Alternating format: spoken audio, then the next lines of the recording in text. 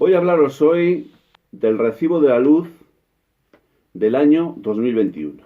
Es decir, del recibo de la luz que empezará no a funcionar a partir del día 1 de enero, sino a partir del próximo día 1 de abril. Bueno, os estaréis haciendo muchas preguntas. ¿En qué medida eso va a repercutir positivamente, en su caso, en mi bolsillo? ¿Con qué fin se hace esto? ¿Cuáles son los objetivos? Bueno, en la prensa mediática afín al gobierno se presenta como una auténtica revolución. Sí, como lo oís, como una auténtica revolución. Sin embargo, no os hagáis demasiadas ilusiones. Porque aunque lo que nos han vendido y venden, no tenéis nada más que comprobar, la prensa mediática, es que se ha congelado hasta el 1 de abril el coste que estamos pagando por lo que se conoce como, atención, la parte fija del recibo de la luz. Esto, siendo en parte cierto, en otra parte, pues no lo es tanto. Y ya sabéis, las medias verdades son las peores de las mentiras. De esto voy a hablaros en los próximos minutos, amigos. Bienvenidos a La Ventana Esmeralda. Soy Antonio Muñoz. Sí, con el objetivo de adecuarnos, como siempre, a la nueva normativa europea y con un objetivo muy concreto. ¿Cuál es? El del fomentar,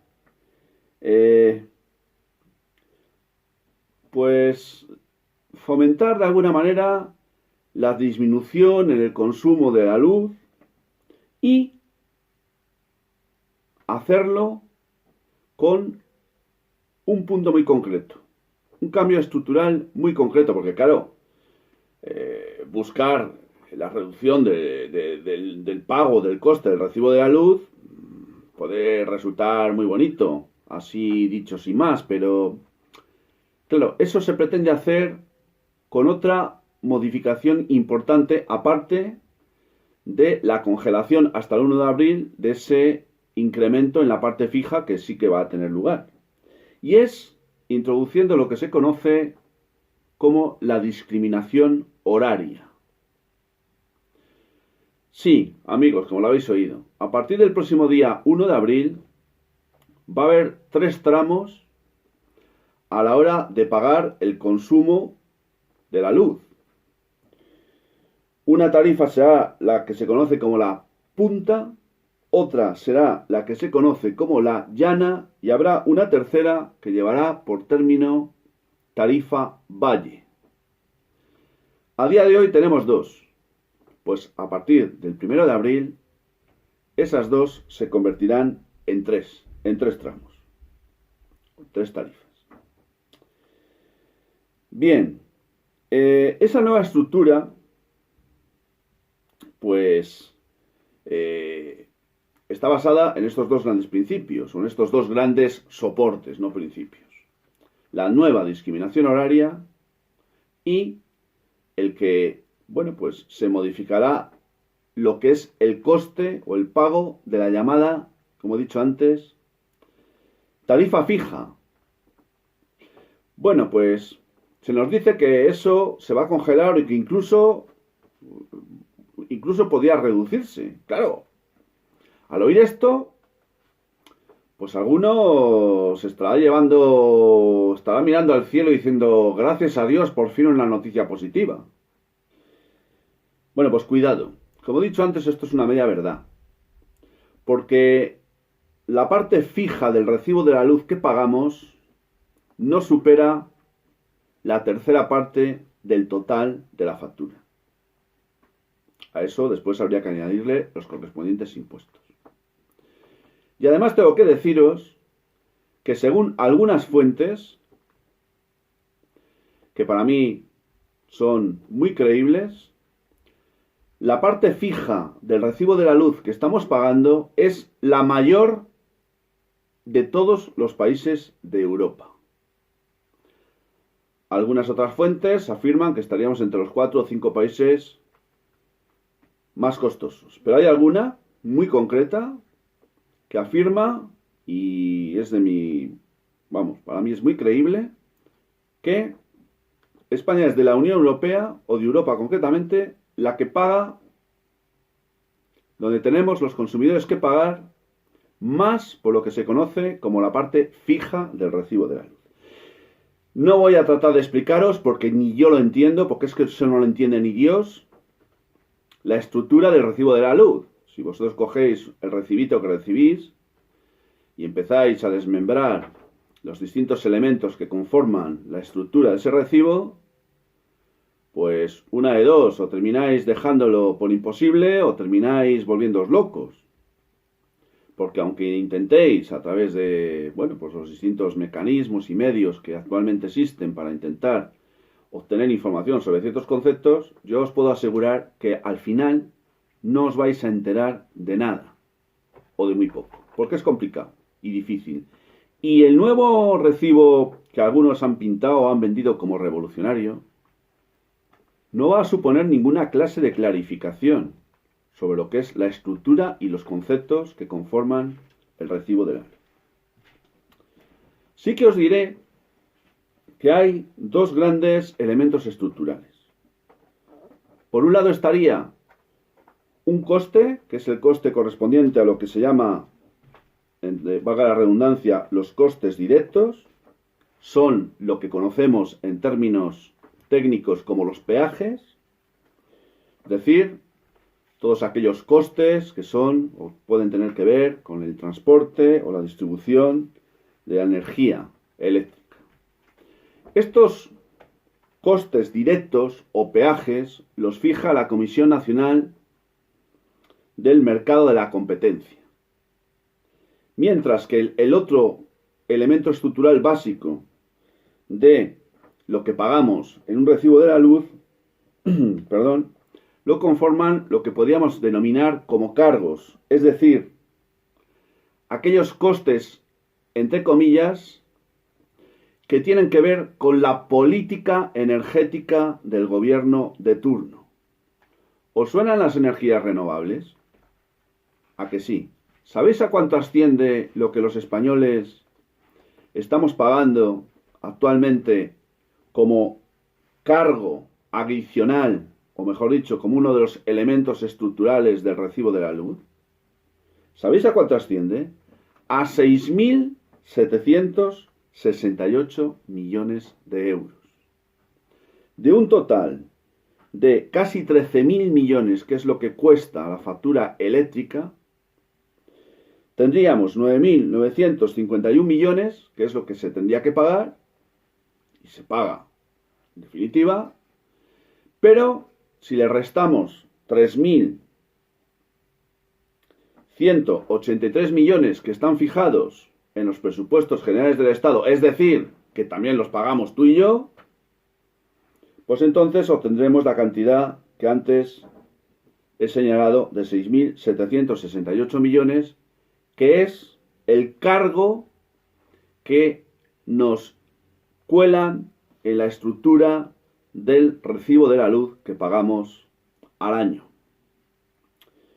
Dice el regulador, es decir, la Comisión Nacional del Mercado de la Competencia, que con los cambios que va a haber a partir del próximo día 1 de abril del año 2021, se puede prever un descenso o una bajada en el pago o precio del recibo de la luz en torno a un 6% de media. Bueno, esto lo dice el regulador. Veremos a ver si es cierto o no. Pero siendo la fuente que es, pues cuando menos habrá que dejarla en cuarentena, y nunca mejor dicho. Y todo esto nos lleva, pues, a un concepto que suena como muy raro, que es el llamado déficit tarifario. Un concepto extraño, así como una terminología un tanto fea, ¿verdad? Que no se termina muy bien de entender qué es lo que es, pero a la que se han acogido el gobierno y sus amigos de las eléctricas para subirnos el precio de la factura de la luz cuando les ha salido de las narices, por no decir otra cosa más fea.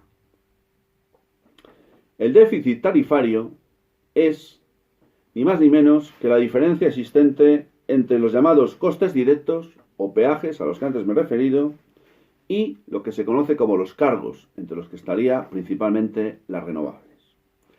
Ahora resulta que nos guste o nos deje de gustar, la implementación de las renovables en la política energética gubernamental de los gobiernos de turno, ahora están los que están, pero no os preocupéis, si vinieran otros de otro color, esto forma parte de, nunca mejor dicho, una agenda.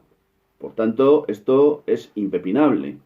Y los cargos, esos costes de las llamadas renovables, pues lo vamos a tener que pagar todos, sí o sí, aunque, como siempre, nunca se nos haya preguntado si estamos por la labor de que sea así, aunque al final seamos nosotros los que lo tengamos que pagar.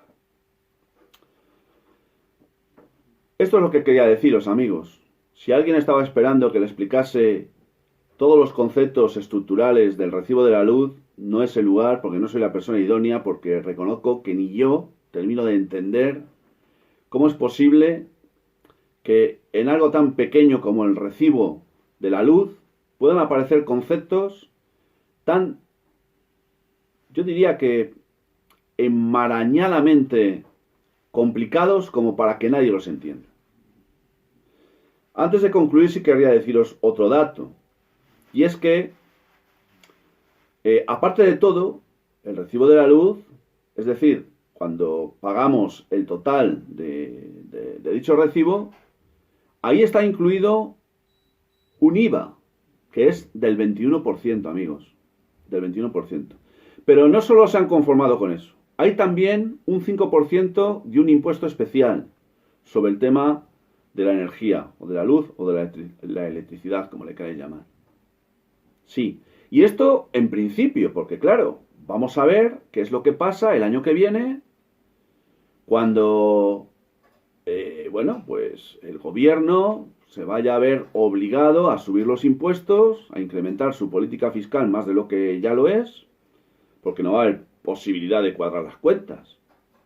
Por lo tanto, cuidadito, porque este 21% de IVA y este 5% de impuesto especial, pues a lo mejor se queda corto. Igual hay que incrementarlo un poquito más. No lo sé. Veremos a ver. Quería transmitiros solo la idea de que el año que viene, a partir del 1 de abril, tendremos un nuevo recibo de la luz, que algunos han calificado, insisto, de revolucionario, donde habrá unos nuevos tramos en lo que se conoce como la discriminación horaria, en función de los cuales se pagará,